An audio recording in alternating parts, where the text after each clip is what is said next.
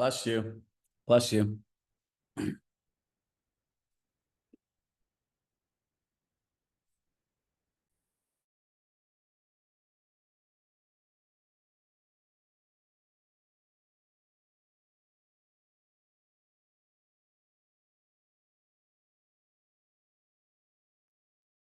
Good morning. It's been, I would say, a crazy 48 hours over here. I got on a plane to go to Texas for this pro athlete community event at 5:30 on Saturday. I flew back here and got home at midnight, and 8 a.m. I started our set of meetings as we have a lot of different events coming up. So one of the things that we're doing through the end of this year and next year is many of you here have worked with us for the entire year. So we have a whole series of events that we're planning through this year, and we'll actually have our whole event calendar for next year done probably by the end of next week. So bringing people here and getting you all together in person is a big initiative of ours. Because who doesn't love like good live events, right? And we looked into things like mixology classes, learning, karaoke. We'll have a crazy Friendsgiving and holiday party here. So if you've never come here for a party, believe me, it is worth the trip. All right, so let's get into our session today on seller needs analysis, right? So there are a couple things that you really want to identify in this first. And it's the three things that sellers care about. What are the three things that people care about if you're selling a home? And there are only three. Money, unmute yourself. Mary? Communication, price, and can't remember the last one. One more. Price, marketing, communication. There you go. That's it, right? So everything leads back to those three things. So that's how you want to frame it. Now think about it. I want to get the most money for my home. Great. So what I hear you're looking for is an agent that has a written marketing plan on how you're going to maximize the equity in your home. I care about agents that have great marketing. Great. So what I hear you're looking for is an agent that wants a that has a written marketing plan on how you're going to maximize the traffic and equity in your home. Right? Same thing, right? Communication is most important. So what I hear is most important to you is an agent that has a predictable and written communication plan that gets you the exact information and time frame that works best for you. Do you see how we framed all of those different things to lead back the things that you have that most people don't? It is crazy the amount of money that people get paid, and if someone asks them for a written marketing plan or a marketing calendar, they don't have anything. Again, I've not been wrong, knock on wood, on any of these predictions and trends I've had since COVID. If you don't have this stuff over the next few months, people are going to wake up and they're not going to want to pay you as much money. If you don't have this, I believe you have a 1% service. You might not like me by saying this, but it is true. You don't have 1% service. This is because you have access to all these things. You just have to learn how to use them. All right, so let's go into the needs analysis. Everything starts with the Med C. So let's go through that on a quick level. I don't know what it is, but there's so many people that are just sick around the entire country right now. Flu, strep throat, colds, random viruses. I don't know why I feel obligated to tell you this, but give me 1 second. I'm going to show you this. Every single person on Earth should be taking this. This is me going on a tangent because I love you all. There's a thing called lipospheric vitamin C. It's literally liquid that goes into like a shot glass. But the difference between this and people are like, oh, shrug, but I take vitamin C. No, you really don't. If you look at it, the way that the powder form is digested through your body, you actually urinate a lot of it out. Lipospheric vitamin C gets directly absorbed into your bloodstream. And if you take this once a day, you'll barely ever get sick. So go on Amazon and get it. And the other thing is they also have like echinacea with golden seal, right? The echinacea will help you have additional vitamin D cells to fight viruses, and echinacea will help you eliminate all the toxins from your body. You can actually take the two together in like a lovely cocktail if you are sick or you want to play offense. So I figure I would just share that with you. So let's go back to the Med-Z. Motivations, expectations, disappointments, concerns. Prior to the listing appointment, I'd want to call up Mary and say, hey, Mary, do you have a few moments? Do you have a moment right now that I could ask you a few really important questions so that we could focus our conversation and time together on solely what's important to you? Do you know what the person heard? Focus our time together solely on what's important to me. Everyone's going to say yes. And you're going to say, and this has been kind of what I've been sticking with lately, moving is probably one of the least fun things and causes a lot of stress that people could do in their life. What makes this the right time to make a move? Great. They're going to answer the question. Now, here's the next one. And people always mess this part up. As a direct result of moving, what are you most excited about happening? You need this information. You must have this information, because this is one going to tell you if they're full of shit, right? Like, just to put it blatantly, right? Because most people that are really moving have imagined this whole experience of where they're going to go. I remember one of my mentors was moving from Texas to South Carolina. I'm like, you've lived in Texas your whole life. What are you moving? She's like, oh my God, I want to go to South Carolina. I want to be able to wake up in the morning, walk, feel the beach, feel the sun. Like, people have this stuff. And what you don't realize is trust is a feeling that's created through interactions and engagements. So when you're able to get these people to open up to you in this, they're like, wow, they really care about me. Right? So as a direct result of moving, what are you most excited about happening in your life? Right? And I threw this on for the buyer one, and you're going to say, okay, great. So you're looking to move to the beach. So what type of experiences you're looking to have in this new home and in the community? Let them tell you. Perfect. Now, the next one is, what are your expectations of an agent? You could add this one in too. What are your expectations of an agent and company that you partner with for the sale of your home? You could add the company. You cannot add the company. It's okay. They're going to say what they need to say, right? Now, the next part in this is, most of the people, if they didn't mention communication, I would say, Mary, it's also important for us to understand, what are your expectations around communication with the agent you partner with, and let them tell you. The next one is, in an effort to meet and exceed your expectations. When you get good at this, you can insert what their expectations are. It's important for us to understand what past disappointments you had with any agents or service providers, so we ensure that they don't happen during this process. They're going to tell you. I have a great team I work with out in San Francisco, and the gentleman said to me, he goes, it was the craziest thing. We followed the script verbatim. And literally, when we got to the disappointments, exactly how you said it was going to happen. Like, the woman went on and on, and it was like, wow. One, it's great information to have. Number two, there's no better way of showing that you care is understanding where things went wrong and how to make it better. If every person used this in dating, I believe the world would be a better place and relationships would be more successful. I actually use, like, you'll appreciate this, because especially for the people that have been here for a long time, part of my presentation this past weekend, I do a thing on time blocking and tackling, and what's called like the PAC, the Pro Athlete Community Learning System, is something I built. Like, how do you learn over the course of 5 days and use a workbook when there's literally 5 days of people, right? It's like a Michelin star menu of appetizers of different things. So one of the things they did this time was invite their partners and spouses to the room. So I had to do a whole thing on time blocking and like, how do you do this with your partner? So what I did was I created a Med-Z for partners for a monthly check-in.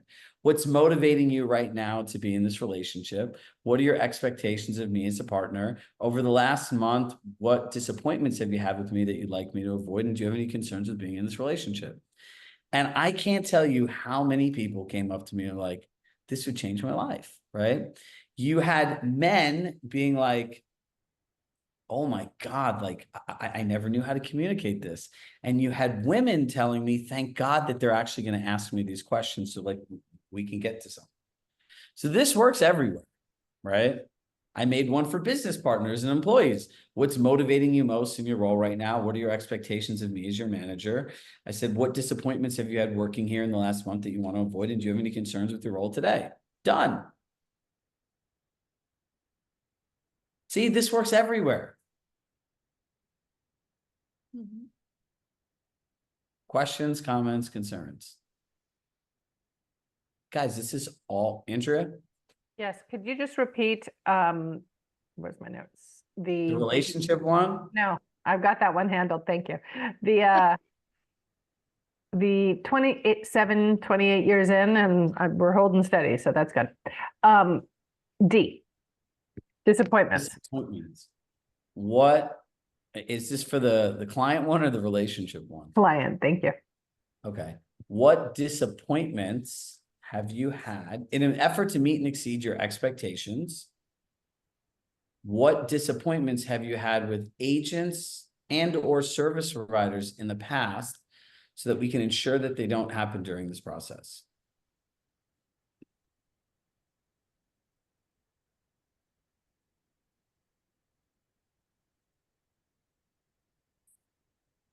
Are we good on that? Hey, Shrug, I had a kind of a twist happen recently.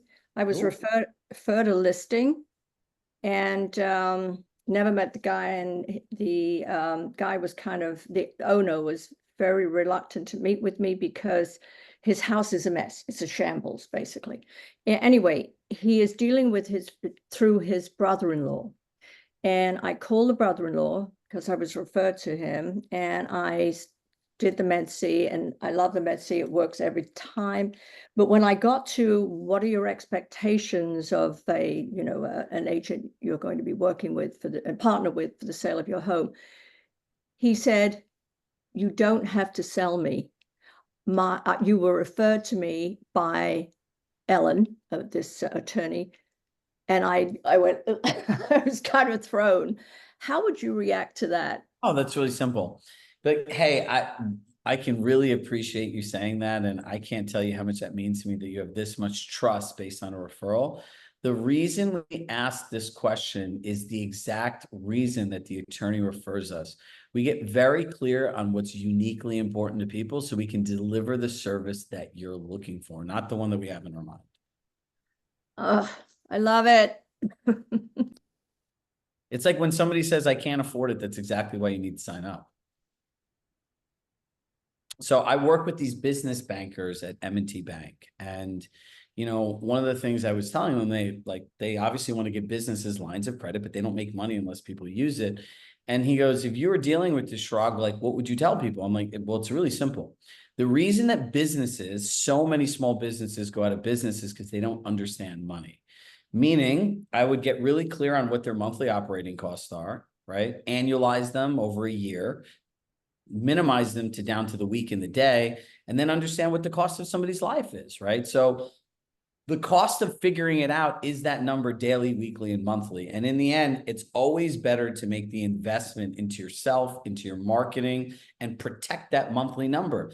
Because no matter what, there is a running cash register every minute that goes by the day of what it costs you to live on this planet. People that think about investing in themselves as expensive, that's not expensive. Expensive is that you don't see a value in the product or service, or you don't see a value in yourself in actually completing the work that's necessary.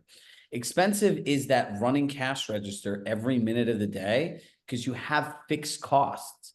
So the cost of figuring it out or the cost of not doing something is far more expensive than the investment. People buy stuff on credit cards all the time that they can't afford. Right.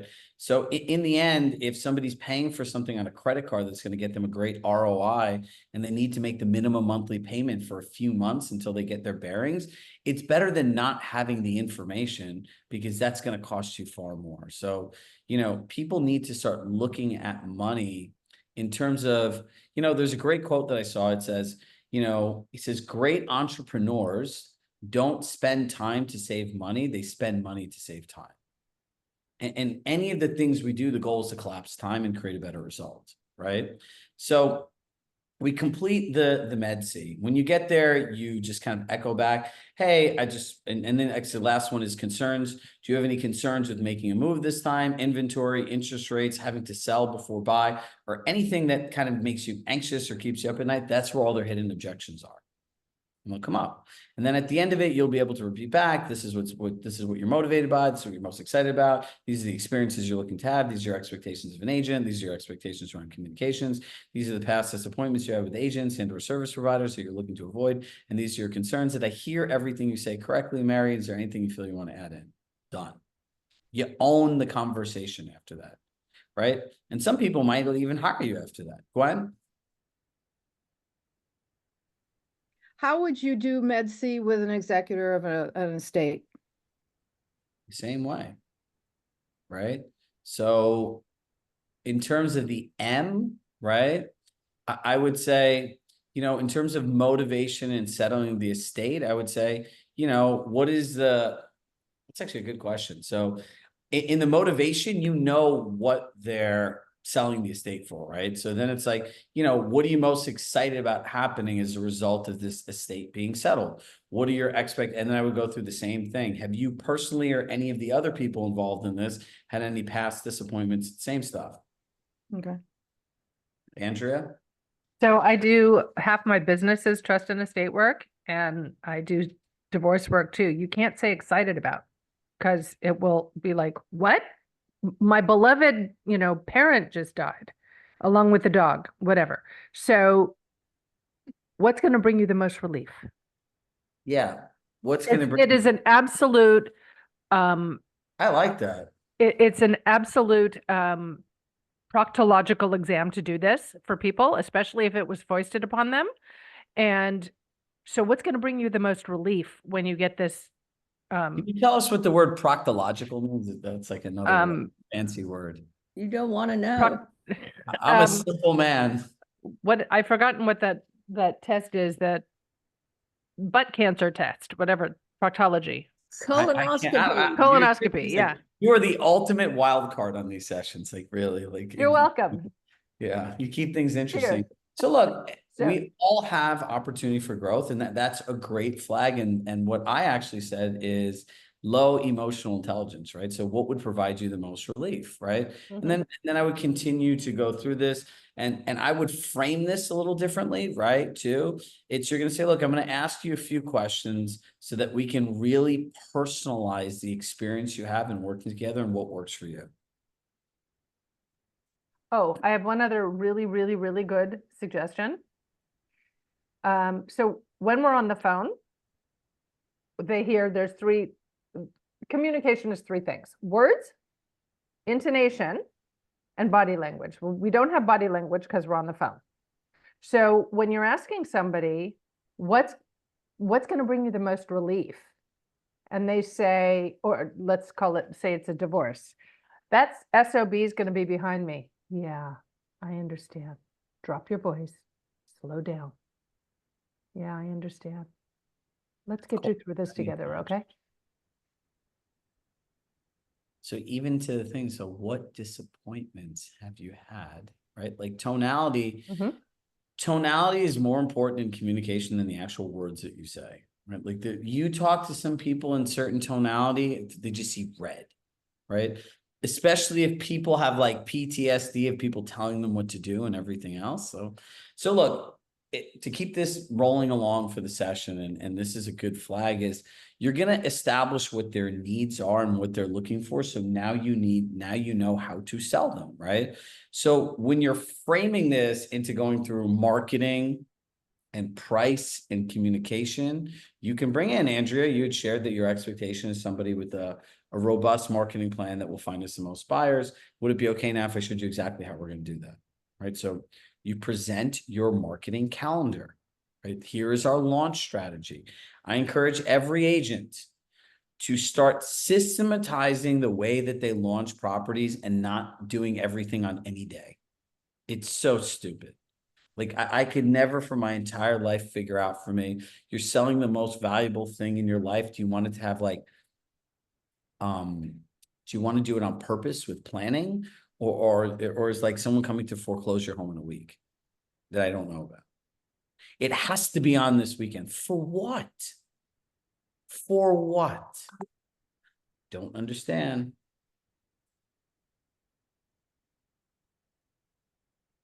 And you go through that, right? So look, one of our, yeah, you can just go into the platform and type MedC. So our AI interface is kind of moving along, like the custom one we're making. Like we figured out how to make it so like that there's saved searches and everything on the side, just like ChatGPT, hot button. So it's pretty cool. It's coming. I'm really pushing it. And so the people who are your accountability leaders, they will be getting it first, right? So if they want to share it with their communities and stuff like that, we will leave it to them. And so the next thing that we really want to focus on is like, let's talk about pricing, right? This is the most important part. And remember, pricing is set up by the way that you do the home tour. Do not walk around over complimenting somebody and then tell them their house is worth less, especially if the house is dated. Oh my God, this is so great. No, it's not. For you, it might be, and that's fine. But like when it comes to the actual price, like you can't. People romanticize their own ideas. And remember, somebody in their mind has moved and already written some sort of check for some amount of money in their head. Make sense? So positioning versus pricing. Positioning is collaborative. It's luxury. It sounds better than, man, I'm going to go through the CMA of your home and let's go through the comps that no one even knows what the hell comps means, or we'll go through and let's talk about how we're going to price your home for the month. Let's just like, just no, that's it. Just no more. We're putting an end to this for the 80 of us or however many or 70 of us that are here today. You two autopilots, like no more. So here's what we talk about. I would say to Cherish, would it be okay if we aligned on one simple concept before we discuss positioning your home on the market? And what do you think they're going to say? Sure. Now, let me pull this up.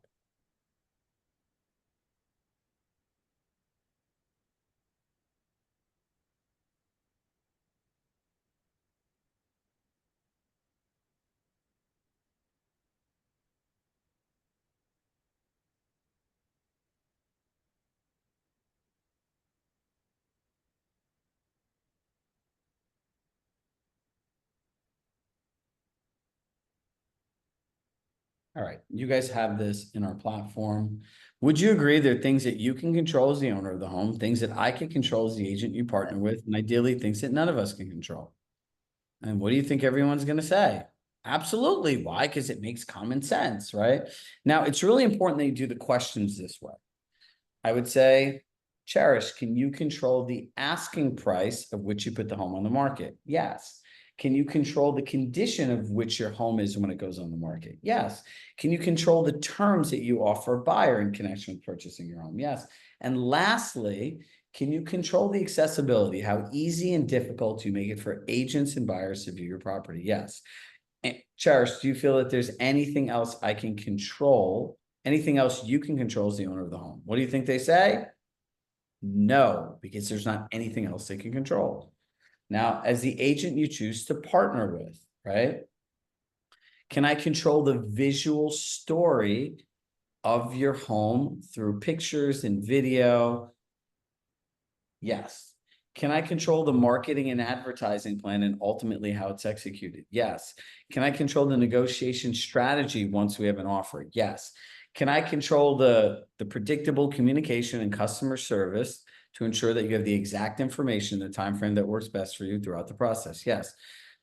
Cherish, do you feel as the agent you choose to partner with that there's anything else I can control? Guess what? Anyone want to hallucinate an idea that the people could say? Because there isn't. The answer is no. This arguably might be the greatest thing I've ever come up with in my life. Now, ideally, there's things that none of us can control. Can any of us control world events? No. The local economy? No. The stock market? No. Interest rates? No. In this case, can any of us control the outcome of the election? No. Now, these last two ones are where all the money is, and one of them are not on here because when we made this, it was a seller's market. But Can either one of us control the prices your neighbors are willing to accept for their home? No. Can either one of us control the prices buyers are willing to pay for homes? No. So, Charis, should it be safe to say it's a partnership between what you can control and I can control, working against what neither of us can control? Does anyone know what we just did there?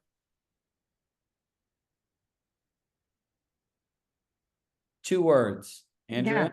Yeah. Got us in alignment. It's us against the world. Role clarity. Hmm. Because see, when things are undefined, they're up for interpretation. So it's like when buyers, you don't define how you communicate with them or when you're available, they call you at any time. If you're not going to train people on how to treat you, you just have to react to how they feel, which is not what any of us want to do. No. You run high-end luxury businesses that have a premium price. It must be clear what you offer people. Make sense? Okay, great. So now the $1 million thing is, how do I present this to people?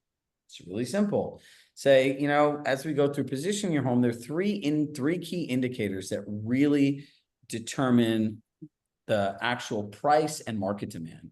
It's days on market, how long a property took to sell, list price to sales price, what a seller wanted versus what a buyer is willing to pay, and ultimately what homes traded for that were in a specific condition that are most similar to yours in your neighborhood.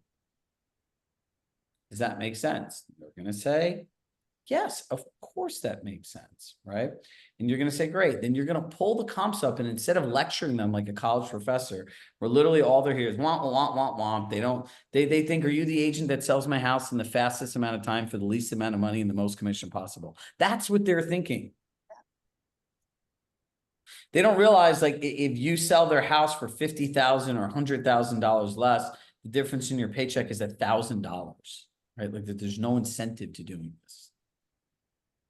So you're going to ask them, like, do you recognize this home, right? If you go one by one. Yeah, so how many days was this on the market?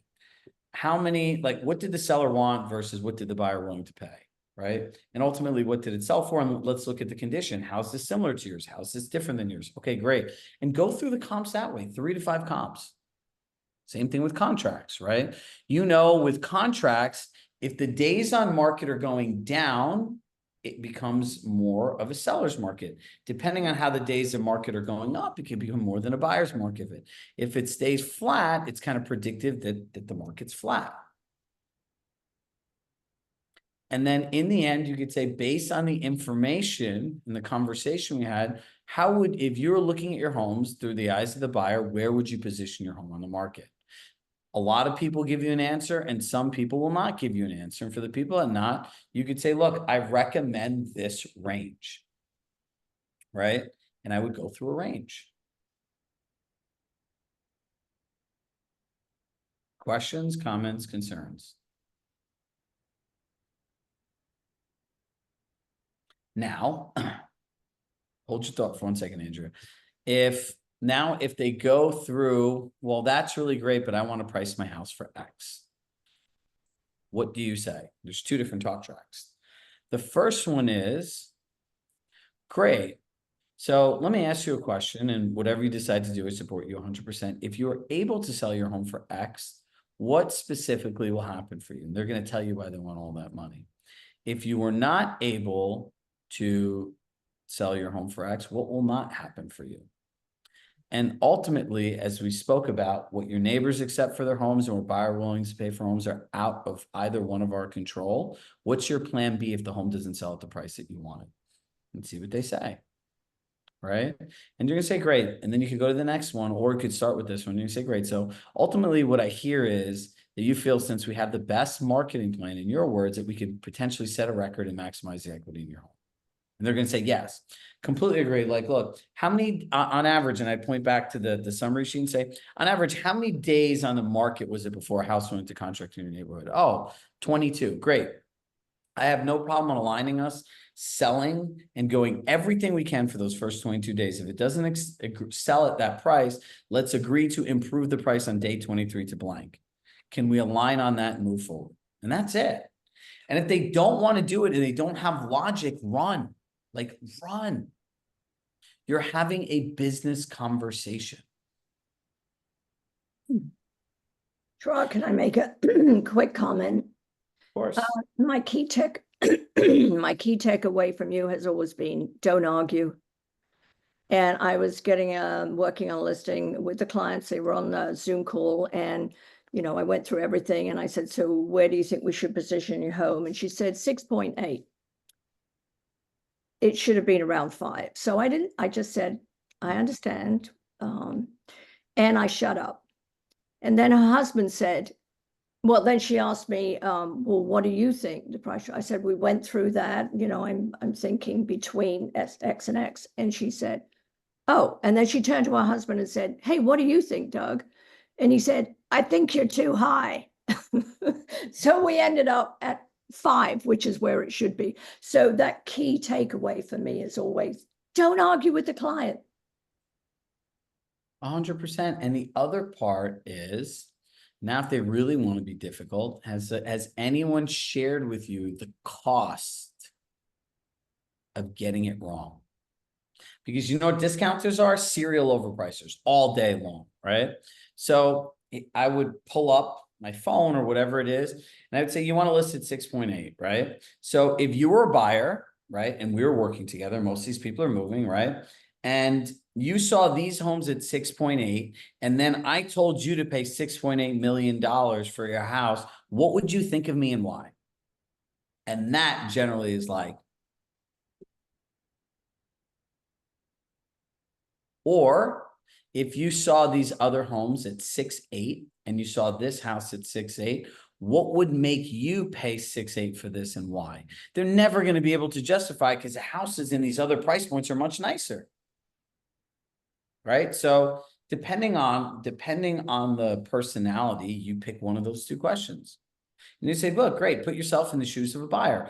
If your house was priced here and you saw that these homes sold for this much and these were the available inventory, what would make you pay this much for the house? Or would you pay this much for the house and why? That's when they're like, yeah, you're right. Right. Then there's the other one of what specifically, like, I'm happy to be like, that's great. What I hear is that you feel we have the best marketing. So would it be okay if you shared specifically what you did in your house and the cost, so I could write it down, so I could justify the price to agents and buyers? And you walk around, you don't compliment them, make the whole list, and then you turn around to them and say, so Mary, would it be fair if we gave buyers this much credit for the things that you did? We'd also have to give them credits to upgrade your kitchen to the other one. And the people are like, oh, yeah, that's right. Simple stuff. Just got to practice.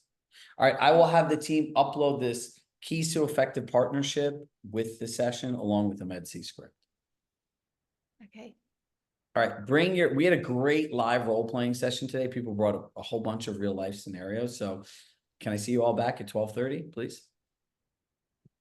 All right, cool beans. With love in my heart, love you all. I will see you all in 25 minutes. Bye, everybody.